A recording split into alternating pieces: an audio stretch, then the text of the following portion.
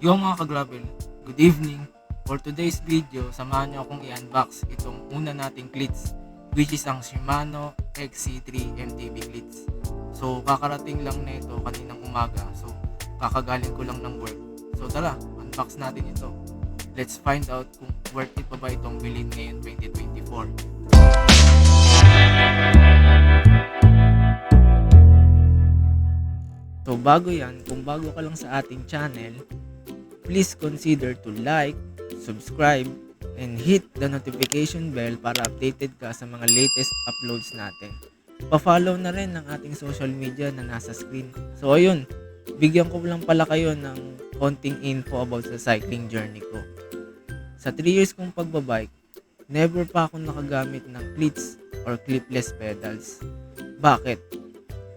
Kasi parang delikado niya gamitin, lalo pag hindi mo siya na-disengage agad bago ka pa huminto. At saka parang ang komplikado niya gamitin kasi kailangan mong igalaw-galaw yung paa mo bago mo siya ma-lock or ma-disengage. Fast forward tayo ngayong 2024, bakit ako nag-decide na mag-cleats? During our recent vlog, kung napanood nyo yung nag-Laguna Loop ako, Laguna Loop 2024, pansin ko sa mga cyclist na nakasabay ko, although hindi na ganun karami yung nagbabike ngayon, tulad nung cycling era na nangyari nung 2020 to 2023 or 2020 to 2022, pansin ko sa kanila na 7 out of 10 ng mga cyclist na nakikita ko nung nag-Laguna Loop ako is naka-cleats. Saka nilalagpasan lang nila ako during sa patag or sa ahon. So doon ako napaisip na bibili na talaga ako ng cleats. So nag-research ako. So ayon sa aking research, yung pagpadyak mo since nakalock ka sa mismong pedal, walang power loss during sa nagpe-pedal ka. Or nababawasan yung power loss kasi nga nakalock ka dun sa mismong pedal. Then tumingin naman ako sa Shopee ng mga cleats, mga type of cleats. So lumabas dun yung MTB cleats nga kasi MTB cleats is mas madaling gamitin for beginners kasi nakatago yung attachment niya. Hindi siya ganung napupudpod unlike ng road cleats kasi hindi plastic yung pang-lock mo dun sa pedal. Saka hindi naka-expose yung attachment. So, tumingin ako sa Shopee. May mga nakita akong brand like Tabulo, Sport, at iba pa. Nagtanong ako sa kaibigan ko na si Jesper, ang aking matalik na kaibigan, kung okay ba tong cleats na to. Ayon sa kanyang opinion, mas prepare niya yung Shimano na brand. Although hindi pa siya nakagamit ng ibang brand, mas prepare niya yung Shimano brand. So, sabi niya sa akin, maghanap daw ako sa marketplace. So, naghanap naman ako. Pero, nahirapan akong humanap ng size 42 at ang madalas kong makitang color is color black. Mas prepare ko kasi yung color white kasi mas madali siyang bagayan at mahilig talaga ako sa puti. Since wala akong mahanap, tumingin naman ako sa Shopee. So until I find the Shimano XC3 MTB cleats dito sa CNN Bikes. Disclaimer lang po, hindi po ito sponsored ni CNN Bikes. Natuwa lang ako kasi maganda yung nila, yung service nila sa customer. Responsive sila mag-reply, saka very informative sila mag-reply. So ayun, unbox na natin ito. So, kung mapapansin nyo pala, dalawa yung box dito. So itong isa, ano naman to, pedals, clipless pedals.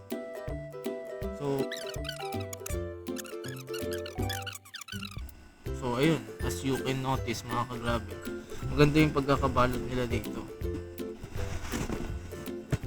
Maganda yung karton niya.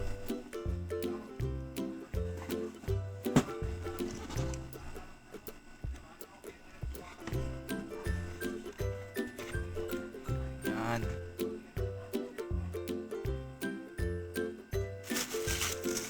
Ang bango. Wow. Ganda niya.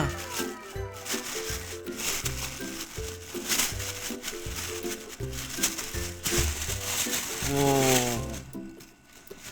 Sana saktong-sakto sa akin to.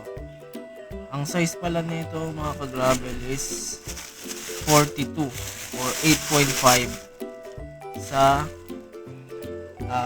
American size. So ayan, 42 sa Euro, 8.5 sa US, then 26.5 para sa Japanese or Chinese size. Naka-centimeter sila. Ayan. So ito yung Shimano XC3 white.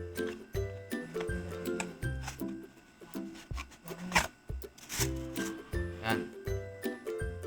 So ito is equipped pala ng BOA Fit System. BOA Fit System is a lacing system kung saan hindi mo na kailangan magsintas. Kasi ano na siya, ikutin mo na lang siya para sumikip.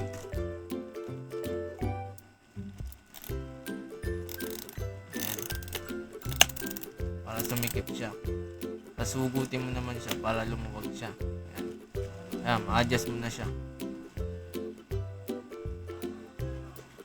Ganda nga ka-gravel. So dito mo siya dito natin i-attach yung attachment.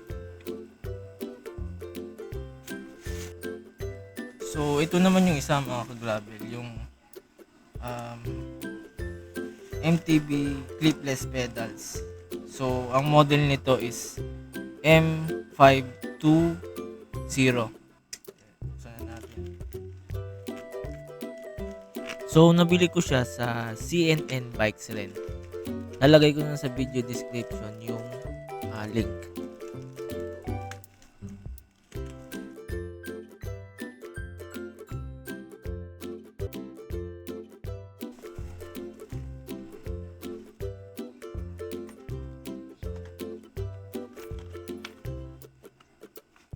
So yun, ito yung model niya, PDM520.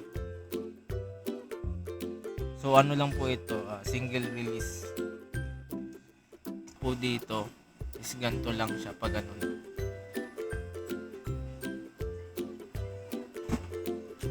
So ito yung ano niya, attachment niya. Ito yung attachment niya, grabe.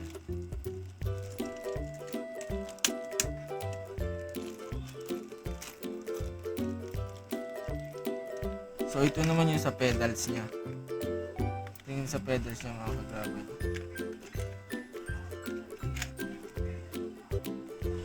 So dito pala mga ka-gravel, pwede nyong i-adjust yung sikip nung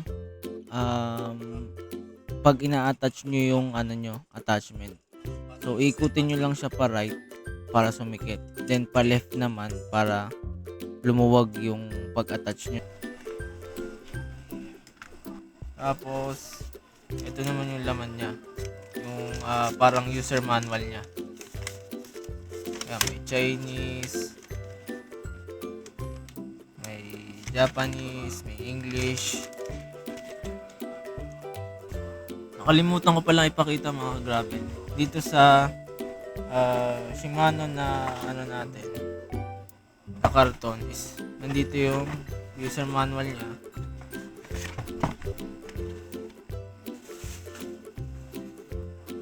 Dito yung user manual niya. Ayan. Dito yung, tapos yung BOA detailed in precision fit na wala lang, ano lang siya, tag lang siya. Ito yung kailangan natin ikabit dito. Ayan.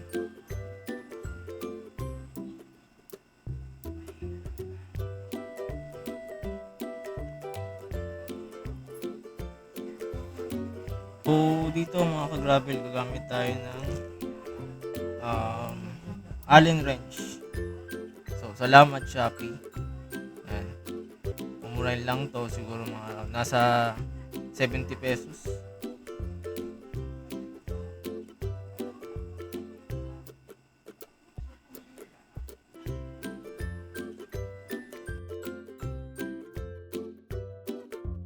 So ayan mga ka-gravel, nakabit na natin.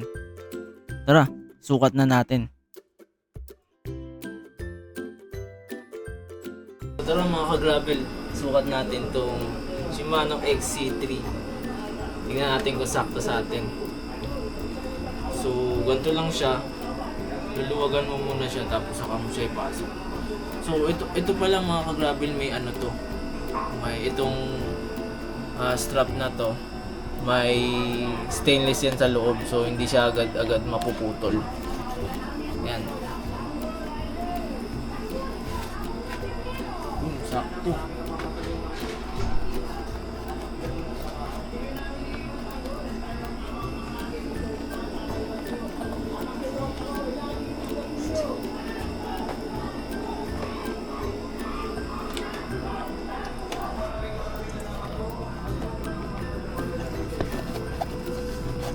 Medyo mahirap lang siya ipasok sa una. Pero katagalan, tututo ka rin kung paano may pasok. Yun. So,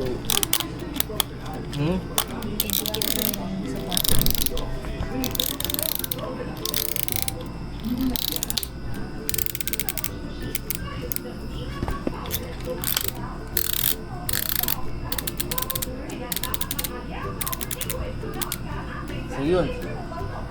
Ngayon siya ako grabe.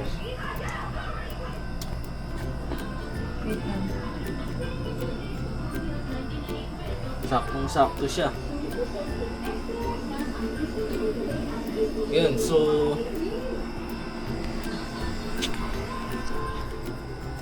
ayun na mga ka-gravel, tapos na nating i-unbox, i-try, isukat yung Shimano XC3 MTB clits. So, ang tanong, may re-recommend ko ba sa inyo na bilhin itong Shimano XC3 MTB clits ngayon 2024? Ang sagot dyan is yes na yes, kasi even 2024 na, yung quality niya, since Shimano, alam naman natin pag Shimano is hindi kayo papayaan yan. So yun, I recommend pa din na bilhin nyo talaga tong Shimano XC3.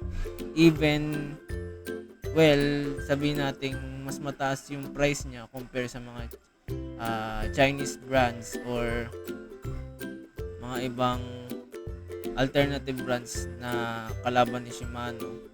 Na-establish niya na kasi yung brand niya talaga pagdating sa cycling activities or cycling industry. Yan. So, next few days mga ka-gravel, try natin tong bago nating clits. Try natin kung di tayo sisemplang. Ayun, abangan nyo yung review ko sa first time na paggamit ko ng MTB clits. At kung komportable ba gumamit ng clits. So, yun na muna mga ka-gravel. Hanggang dito na lang muna. Salamat sa pagsama sa ating review, unboxing ng ating unang clits. So, if you want to support this channel, please consider to like, subscribe, and hit the notification bell para updated ka sa mga latest uploads natin. Pa-follow na rin ang ating social media accounts na nasa screen. Muli, this is the Gravel Rides. Salamat sa pagsama ngayong video mga ka-gravel. Hanggang sa susunod ulit. Salamat.